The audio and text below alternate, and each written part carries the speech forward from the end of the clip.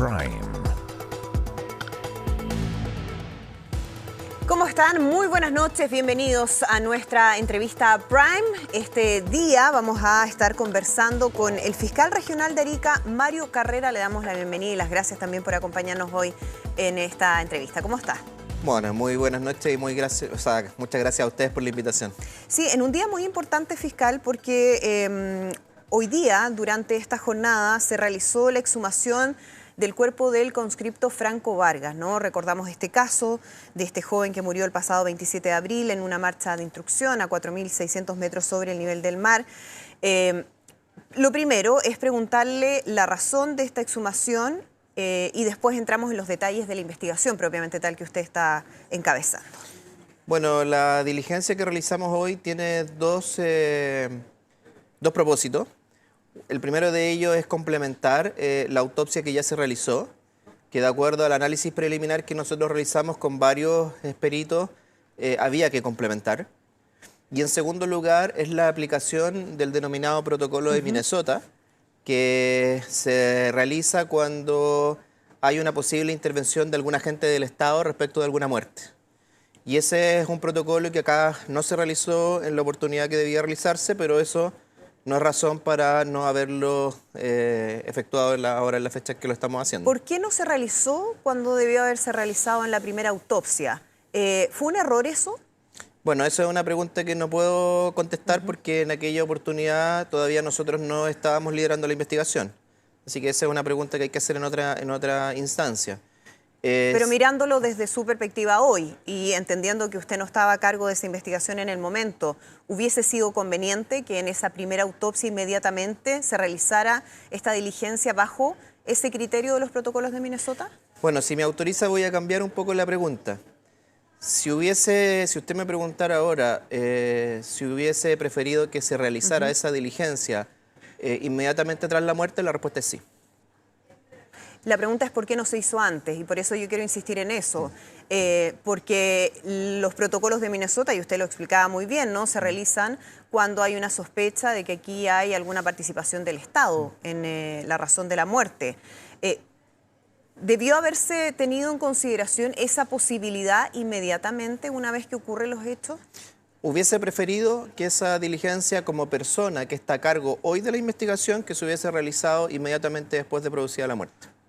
¿Hubiese habido mejores resultados en la investigación si eso se hubiese realizado en una primera instancia? Bueno, eso es una posibilidad. Lo que ocurre es que cuando uno investiga, trata de descartar, no solamente a veces confirmar, sino que descartar posibilidades. Y evidentemente estamos hablando de un cuerpo que se encuentra o cuyo fallecimiento ocurrió el 27 de abril a las 7 de la mañana. Estamos ya a fines de julio. Evidentemente hay un proceso de descomposición de un cuerpo que va haciendo que se vayan perdiendo ciertas posibles muestras o cuestiones que se pueden encontrar, ¿cierto?, en un cadáver, y evidentemente bajo esa dinámica, y no estoy diciendo nada que no sea propio del sentido común, la diligencia que realizamos hoy, entre más cerca se hubiese realizado del momento del fallecimiento, evidentemente puede tener mejores resultados. ¿Por qué? Y expliquemos un poco lo que implica realizar esta segunda autopsia bajo los protocolos de Minnesota. ¿Tiene un nivel de rigurosidad mayor esa autopsia que se realiza? ¿Cuáles son las diferencias a una autopsia común y corriente? Sí, tiene un nivel de rigurosidad mucho mayor porque efectivamente cuando estamos frente a una muerte donde haya posible intervención de agentes del Estado, sea porque los agentes del Estado participaron en la muerte, sea porque no la evitaron, o sea porque se trataba de una persona que estaba bajo el cuidado de algún ente público, se ha establecido a nivel de Naciones Unidas un protocolo que es de Minnesota en cuanto a los fallecidos y en cuanto a las personas que han resultado con lesiones. Hablamos de protocolo de Estambul, pero que cumple más o menos los mismos requisitos o que apunta hacia lo mismo. Hay que ser más riguroso cuando se trata de órganos del Estado. Ese es el concepto y esa es la obligación que tenemos, ¿cierto? Porque hay que recordar que aquí no solamente estamos hablando de una muerte, aquí estamos hablando de una familia que hay detrás, a la cual como Estado tenemos que responderle. Por supuesto. Y lo que estamos buscando hoy, efectivamente, en particular a la madre de Franco, que es la señora Romy, de responderle efectivamente qué fue lo que ocurrió ese día, porque hoy, a más de 2 meses, todavía está en un proceso que no puede cerrar. Pensemos que esa madre tiene hoy día a su hijo en una dependencia del servicio médico legal y no en el lugar donde debería estar descansando y con las respuestas que ella necesita, por cierto. Exacto, en un proceso de exhumación al que viene entonces ahora lo sigue esta nueva autopsia que me imagino por esa misma condición de lograr obtener información que pueda ser muy importante para la investigación, podría tomar más tiempo también. ¿Cuánto demora esto? ¿A partir de cuándo se realiza y cuándo podría haber resultados? Bueno, hoy día fue el proceso de exhumación a partir de las 10 de la mañana y un poco más allá de la 1 de la tarde ya estaba el proceso de autopsia. Estuvieron los peritos hasta hace muy poco tiempo atrás trabajando. Prácticamente está terminada, quedan pocas horas de trabajo y lo que ahí estaban coordinando si se continuaba mañana o si continuaba el lunes o martes. ¿Por qué la diferencia? Porque hay un número importante de peritos. Pensemos que no solamente están trabajando personal de servicio médico legal, sino que también tenemos como observadores a un perito contratado externo, contratado por el Ministerio Público. Hay otro que es del Departamento de Medicina Criminalística de la Policía de Investigaciones de Chile. Y hay otro que fue contratado por la Defensoría Penal Pública. Entonces tenemos que coordinar que todos los que han participado hoy puedan seguir participando en lo que resta todavía de esa diligencia. Perdón, el perito contratado por la Defensoría es porque hay una defensa de un imputado, en este caso, que solicitó que hubiese peritos de su lado, digamos, también revisando o presentes en las diligencias que se estaban realizando. Sí, esto opera de ¿Eso suele suceder? Esto opera de la siguiente manera. Para el Ministerio Público todavía no hay imputados en la causa. Estamos en un proceso y quiero recordar acá que nosotros estuvimos fuera de la investigación por más de un mes, ¿cierto? Un mes y medio. Por lo tanto, es una investigación que técnicamente para nosotros está comenzando. Ahora, por lo tanto, estamos en el periodo de búsqueda de antecedentes donde no podemos prejuzgar en estos momentos. Tenemos que saber bien qué pasó. Tenemos que saber de qué murió efectivamente Franco, tenemos que saber por qué y qué afectó a los otros dos conscriptos que están graves todavía internados en el hospital militar y tenemos que saber qué afectó al resto de los conscriptos también. Una vez que tengamos claridad en eso, vamos a tener claridad en si las acciones que ejecutaron quienes estaban a cargo de este grupo de muchachos realizaron las diligencias que tenían que realizar o que se esperaba que realizaran. Por lo tanto, todavía no hay imputados. Sin perjuicio de ello, la Defensoría Penal Pública, a solicitud del capitán que estaba a cargo de los conscriptos en aquella oportunidad, de apellido Fritz, solicitó que se le tuviera o se le reconociera la calidad de imputado para poder participar de esta diligencia y para poder contratar un perito que participara como observador. Nosotros, en principio, podríamos efectivamente habernos opuesto aduciendo que no hay imputados para el Ministerio Público. Pero a ver, nosotros, esta causa, dentro de todos los argumentos que tomábamos para pelear la competencia, uno de los más fuertes fue el tema de la transparencia. Nosotros, efectivamente, entendíamos que el sistema civil es el que da mayor transparencia para las víctimas que pueden participar en las diligencias, cosa que no ocurría en el otro sistema. Entonces, sería un contrasentido que pese a que alegamos ante las transparencias, hoy día dijéramos no queremos que un perito de la Defensoría participe en esta diligencia porque no tenemos la calidad de imputado aún. Es decir, fiscal, se toma esa decisión como una señal de transparencia. Es una señal absoluta de transparencia y además también un poco de sentido común, porque si encontramos hechos que fueran constitutivos de delitos, es razonable que las primeras personas en las cuales se podría señalar algún tipo de responsabilidad son los funcionarios del ejército que estaban a cargo, ¿cierto?, de este grupo. Usted menciona la configuración de algún tipo de delito. ¿De qué delito estaríamos hablando? ¿Qué podría finalmente confirmarse en la investigación que usted está encabezando? Hoy las denuncias y las querellas que ya se interpusieron hablan o lo que pretenden aclarar es el delito de apremios ilegítimos. En algún caso con resultado de muerte, en otro con lesiones de distinta naturaleza. Entonces, esa es la línea un poco de lo que se tiene que confirmar o descartar de acuerdo a lo que vayamos recogiendo en este periodo, en este proceso. Y en ese sentido, ¿quiénes podrían ser imputados? Si es que se llega a configurar ese delito, ¿son los mandos directos? ¿Podría ir más allá? Bueno, ¿qué es lo que ocurre en este tipo de casos? A ver, aquí voy a ocupar una respuesta que quizá usted la ha escuchado mucho de los investigadores. No nos podemos cerrar a ninguna posibilidad. Más que lo que nosotros pensemos como investigadores, lo importante es lo que los antecedentes digan. Y los antecedentes efectivamente nos pueden abrir a qué. Primero, no exista responsabilidad. Segundo, que exista responsabilidad de un mando determinado. O tercero, que estemos en presencia de un mando superior en cuanto a la responsabilidad. Claro, por lo tanto, entonces, insisto en ese punto, no se descarta que esto pueda escalar a mandos más allá de los mandos directos que había en esa instrucción militar. Ningún investigador, y esta respuesta usted la va a escuchar siempre en el Ministerio Público, puede descartar nada menos al iniciar una investigación. Cuando ya ha avanzado la investigación, ahora ya a cargo del Ministerio Público, me imagino que también se han logrado obtener antecedentes respecto a lo que sucedió ese día 27 de abril en esta marcha de instrucción. ¿Qué es lo que sabemos hasta ahora respecto a las condiciones en las que Franco Vargas y los otros conscriptos, los otros soldados tuvieron que vivir, enfrentar en esa jornada? Se confirma que no estaban las condiciones climáticas o que no estaban las condiciones de preparación física, de vestimenta para ellos. ¿Qué es lo que sabemos y podemos confirmar hasta hoy? Bueno, nosotros estamos dividiendo esta investigación en diversas etapas. En la etapa en que nos encontramos en estos momentos es la recopilación de antecedentes. Por eso ya tenemos todas las fichas clínicas de los conscriptos en la región de Arica, incluso alguno que sufrió algún tipo de resfrío en los días o en la semana anterior. Eso ya lo tenemos todos esos antecedentes. Tenemos también todos los antecedentes de Franco, estamos trabajando en esta nueva autopsia y tenemos también la ficha clínica de los dos conscriptos que continúan graves internados, ¿cierto?, en el hospital militar. También tenemos, desde la semana pasada, un equipo de la Brigada de Homicidio está trabajando en las declaraciones en esta zona, en esta región, en las zonas centrales del país, respecto de los conscriptos que renunciaron y están acá y sus familiares.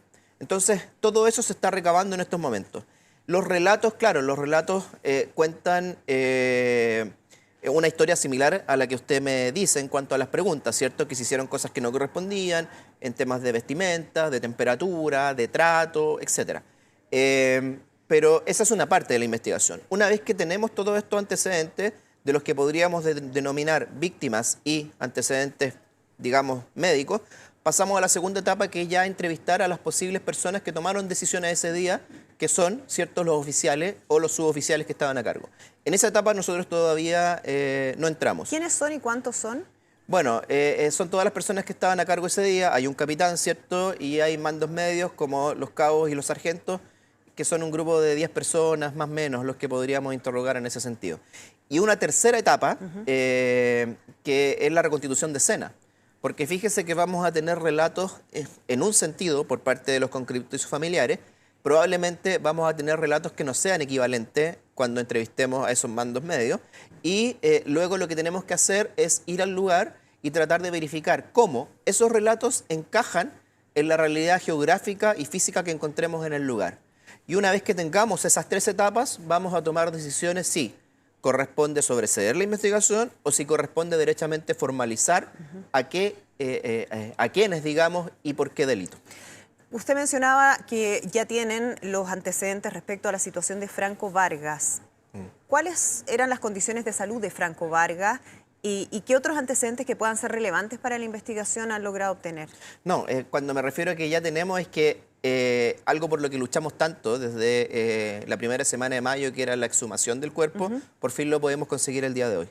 Recordemos que nosotros esta diligencia la planteamos como necesaria la primera semana de mayo, sí. Esto es a una semana de la muerte de Franco. Por diversos motivos y diversas resoluciones que ya son parte de la historia de esta causa, recién pudimos realizarlo el día de hoy. Bueno, es lo que nos toca, pero de acuerdo a lo que me han ido informando los peritos, el día de hoy se ha podido obtener información muy relevante en este proceso de autopsia que incluso puede hacer que cambie la causa de muerte, pero esto es parte de lo que tenemos que ver con otros elementos. ¿Qué otros antecedentes en ese sentido? Es que lo que ocurre es que acá tenemos, ¿cierto?, una autopsia que hoy día tiene otros elementos como la situación en la que se encontraba el resto de los conscriptos. Porque acá pensemos que hay temas vinculados a la altura, el denominado mal de montaña, ¿cierto? Estos conscriptos llevaban alrededor de una semana en el lugar, por lo tanto no podemos hablar necesariamente de una aclimatación. Tenemos en segundo lugar que se trata de una semana donde tuvimos un pic de influenza a nivel nacional y a nivel regional en particular.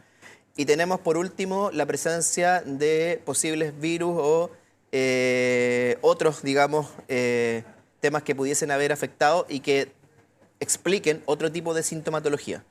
Entonces, todo eso se está haciendo con exámenes de laboratorio y tenemos que llegar, reitero, por la madre sobre todo de Franco, a una respuesta concreta de decirle, señora Romy, su hijo murió por esto. Y luego ver efectivamente si en ese resultado muerte pudo haberse evitado con una participación, digamos, distinta de quienes tomaron las decisiones ese día. ¿Hay otras diligencias pendientes? ¿Qué pasa en términos de los plazos? ¿Qué viene para adelante? Bueno, esta es una investigación de largo aliento porque la cantidad de conscriptos que participaron y la verdad es que nosotros esperamos tomarle declaración a todos. No solamente a quienes están denunciando ni renunciaron, sino que también a quienes se mantienen todavía en el ejército. Que esa es nuestra segunda etapa, digamos, a todos los que hoy día están o siguen ejerciendo funciones. No podemos prejuzgar hasta el momento. Muchas veces me han preguntado, bueno, ¿pero quién es responsable?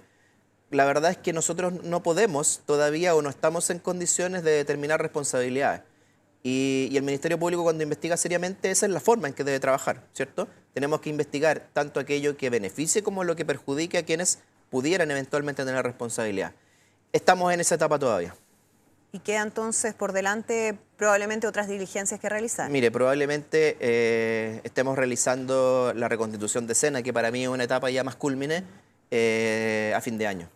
Y principalmente por razones bien concretas. Una vez que ya tenga determinada la necesidad de esa diligencia, hay que planificar la concurrencia en lugar de mucha gente. Tenemos que también verificar si su salud está en condiciones de ir a un lugar como estos, porque si no, imagínense el error que cometeríamos. O sea, estaríamos llevando a sufrir un posible mal de altura a gente que pudiese no estar en óptimas condiciones.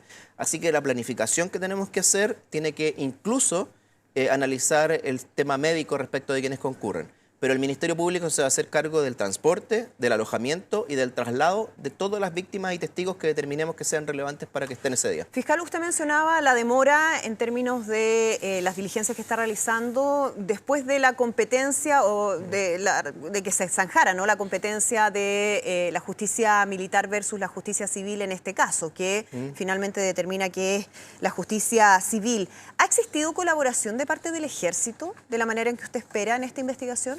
Bueno, desde la fecha en que la Corte Suprema determinó que quien debía llevar esta investigación era el Ministerio Público, la colaboración ha sido total, digamos.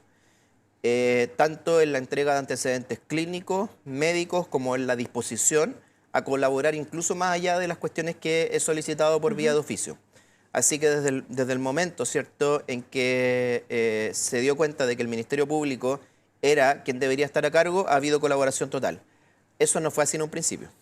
Y eso es un hecho de la causa, digamos. No estoy diciendo ninguna apreciación, sino que es un hecho de la causa. Basta decir que, más o menos, hubo una etapa donde tanto la justicia civil, o sea, el Ministerio Público, estuvo realizando diligencias y paralelamente la ministra en visita, ¿cierto?, en justicia militar. Y si uno analiza nuestras solicitudes, muchas de ellas fueron de manera paralela, pero curiosamente a ella se le respondió y a nosotros no. Eso es una cuestión de ver la fecha y ver las solicitudes y los oficios. Así que si usted me pregunta, en un principio no tuvimos esa colaboración, basta ver estas cuestiones objetivas, pero en el día de hoy, desde que se otorgó la competencia al Ministerio Público, he tenido colaboración absoluta. ¿Eso puede obstaculizar la obtención de un resultado en esta investigación, que es lo que usted ha mencionado, es lo más importante para darle tranquilidad a la madre de Franco Vargas, a su familia y obviamente a un país que también exige saber qué es lo que sucedió en este caso? No, hasta el momento no hemos tenido problemas con esas decisiones, digamos, que afectan la investigación.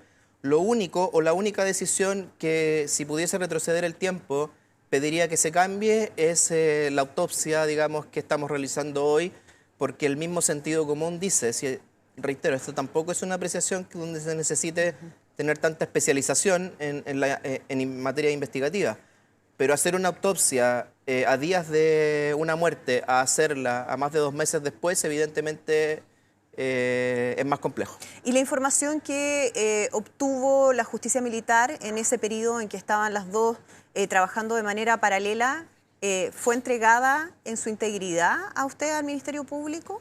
Sí, fue entregada en su integridad. O sea, son 5 tomos de investigación que fueron entregados más o menos una semana después de la decisión de la Corte Suprema. Fiscal Carrera, lo quiero llevar a otro tema. Hay un caso que ha sido muy seguido también por la opinión pública que tiene que ver con el famoso juicio a los gallegos. Ya no necesita mucha explicación cuando hablamos de los gallegos y de lo que ha pasado con bandas de crimen organizado en nuestro país. Además, en un juicio que fue muy mediático por las dificultades logísticas que implicaban a la hora de comenzarlo, ¿no? Si iba a ser presencial, si no iba a poder ser presencial. ¿En qué etapa estamos en estos momentos de esa investigación y del juicio propiamente tal? Bueno, ese juicio comenzó en el mes de abril y está actualmente desarrollándose normalmente, con bastante fluidez. ¿De manera presencial o un híbrido? Se está haciendo de manera híbrida, o sea, cada uno de los acusados se encuentra en sus respectivos penales y se conecta diariamente al juicio por Zoom desde sus respectivos penales. Por lo tanto, en eso valoramos la resolución, en este caso, que tomaron los tribunales de justicia, que fue muy polémica en un principio por el tema de los traslados, pero creo que primó la razonabilidad y hoy día, ¿cierto?, tenemos un juicio que se está desarrollando de manera fluida y respetando los derechos y garantías, no solamente de las víctimas, sino que también como corresponde de los imputados. ¿Qué tan relevante es este juicio fiscal considerando lo que ha sido el avance de bandas de crimen organizado en nuestro país? Este es el primero, entiendo, de estas características, ¿no? De muchos imputados, miembros de una misma banda, que podría marcar en términos de una especie de precedente para lo que pueda volver a suceder con otros juicios a otras bandas. Sí, como características, efectivamente es un juicio que está marcando pauta en distintas cuestiones. Desde ya en este tema de la decisión que se tuvo para hacerlo telemáticamente. En segundo lugar, también ha marcado pauta esta investigación en sí para reformas legales que están hoy día en curso. Incluso hay una norma que es la ley vinculada a reincidencia, que está en este momento en el Tribunal Constitucional, que ya fue aprobado, ¿cierto?, por ambas cámaras, y que una vez que salga del Tribunal Constitucional, si no hay mayores reparos, estaría en condiciones de ser promulgado por el Presidente de la República. ¿Esto qué implica? Que muchas cuestiones que se manifestaron como problemáticas durante este juicio vienen resueltas en esta norma. Por ejemplo, lo que se refería al sobre con los testigos. Sobre con los testigos, ¿se acuerda todo lo que ocurrió a propósito de su custodia? Bueno, en esta norma, en esta nueva ley, por ejemplo, ese sobre, en este tipo de causas, va a quedar en poder o a resguardo del fiscal regional.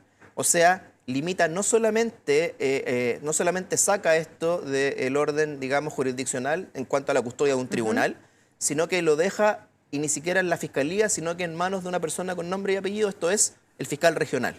Eso es un gran paso, digamos, porque eso nos garantiza... va a servir de aprendizaje para los futuros procesos que existan. Claro, y además también en esta misma norma, que se está, reitero, ya aprobada, viene otra norma donde también se transforma el fiscal regional en este tipo de causas, quien valora la peligrosidad de la banda o el grupo ante el cual uno se encuentra y defina si el fiscal debe concurrir telemáticamente o si debe concurrir presencialmente. Eso también nos evita un montón de discusiones y que de verdad desgastan mucho y que viene a resolver, digamos, esta ley en esos puntos en particular. ¿El juicio a los gallegos significa la desarticulación de la banda Los Gallegos o no necesariamente? Significa la desarticulación de la foto de la banda en un momento determinado. Recordemos que acá hubo 4 procedimientos distintos. Nosotros inmediatamente, después del primer procedimiento, donde se detuvo a cerca de 20 personas, que se llamaba Operación Tren del Norte 1, iniciamos o abrimos la Operación Tren del Norte 2, y así sucesivamente, porque lo peor que puede ocurrir es que estas bandas se reagrupen. Y hoy día tienen, entendemos nosotros, una doble posibilidad o justificación, más bien dicho, para reagruparse. Primero, porque la región sigue siendo atractiva, no ha cambiado, digamos, en sus condiciones para ser atractiva para este grupo. Y en segundo, que se preocupan de la gente que quedó en prisión.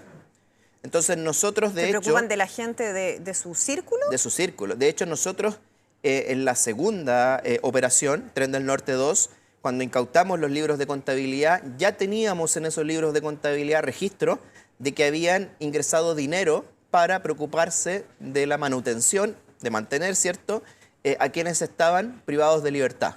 O sea, no es que el hecho de que hayan caído digamos, en prisión preventiva en aquel momento, hayan dejado de pertenecer a la agrupación. Si ellos son capaces de preocuparse de eso desde los recintos penitenciarios en los que se encuentran, ¿son capaces también de seguir cometiendo delitos desde los lugares en los que se encuentran? Es que esa es la forma de financiamiento. O sea, a la hora de buscar ingresos para quienes están privados de libertad, evidentemente la comisión de delitos es la forma de obtener esos insumos. Ahora, por eso nosotros, y esto también es un ejemplo de esta causa, peleamos mucho para que estos sujetos salieran de Arica, de la cárcel de Arica. Y por eso es que fueron trasladados en el país. Y en ese proceso de traslado hubo muchos recursos de amparo que en principio ordenaron que estos sujetos volvieran a Arica. Pero la verdad es que insistimos en esto hasta que la Corte Suprema terminó validando el hecho de que estos sujetos cumplieran prisión preventiva en penales de otras regiones por esta misma peligrosidad. Y hoy día, gracias a eso, ya a nivel nacional no se discute esta cuestión que antes era impensada, digamos, que un sujeto cumpliera prisión preventiva en una región diversa a la cual se le estaba juzgando. Claro, o sea, lo que está pasando en estos momentos en Arica con este juicio da cuenta de un aprendizaje que ha tenido, digamos, todas las instituciones vinculadas a la persecución penal en la región, para también aplicarlo en otras regiones del país donde ha ido avanzando el crimen organizado a través de diversas bandas. Es decir, Arica en ese sentido ha tenido que llevar la delantera respecto a este tema. Sí, y es porque nos vimos obligados, efectivamente, a no transar en determinadas cuestiones. Imagínense estos 38 sujetos en la cárcel de Arica. Seguirían, como estaban en algún momento, operando tal cual como lo hacían cuando estaban fuera de la cárcel. Arica comenzó a enfrentar entonces los problemas gravísimos vinculados a las bandas de crimen organizado antes que la región metropolitana y otras regiones. O sea, uno podría decir que la foto de la región metropolitana hoy, donde el tema está absolutamente abierto y es muy desafiante, ¿es lo que Arica vivió hace algún tiempo? Sí, tal cual. O sea, para nosotros el peor año fue 2020 y 2021.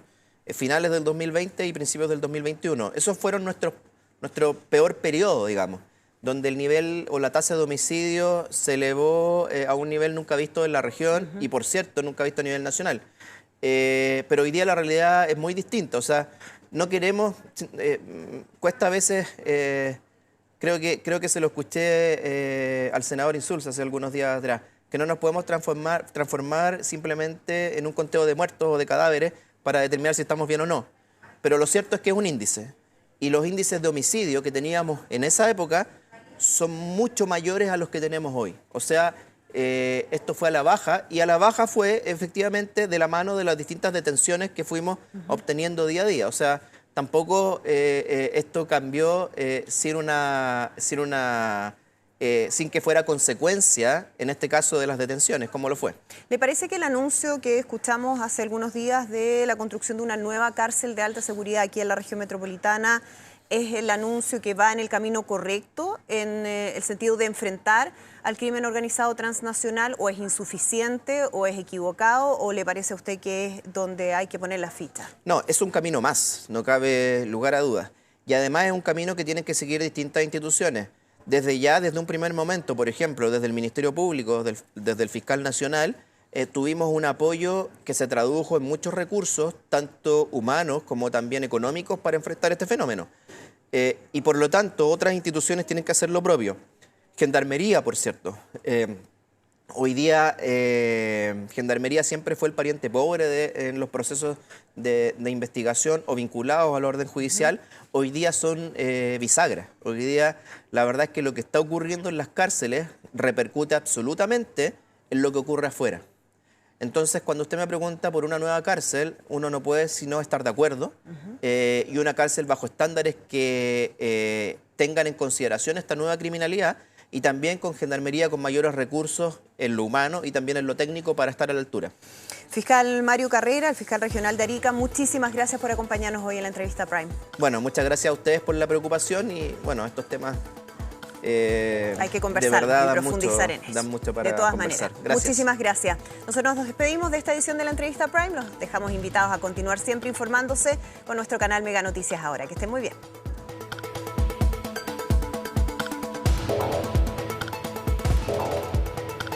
La entrevista Prime.